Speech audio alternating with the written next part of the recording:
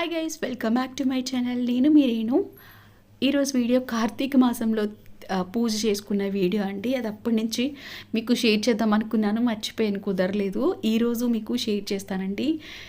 ముందుగా నా ఛానల్ చూస్తున్న వాళ్ళు ప్లీజ్ సబ్స్క్రైబ్ చేసుకుని నన్ను సపోర్ట్ చేయండి. 1Kకి దగ్గరగా ఉన్నాను.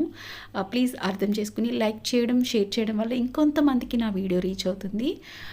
వీడియోలోకి వెళ్తే, కార్తీక మాసం ఫస్ట్ డే నేను గోదావరి స్నానం చేశానండి. నదీ స్నానం చేసి అక్కడ దీపాలు అవి వెలిగించుకొని శివుడి దర్శనం చేసుకొని ఇంటికి వచ్చేసాను. నెక్స్ట్ డే అనమాట, సెకండ్ డే ఇంట్లోనే చేసుకున్నా.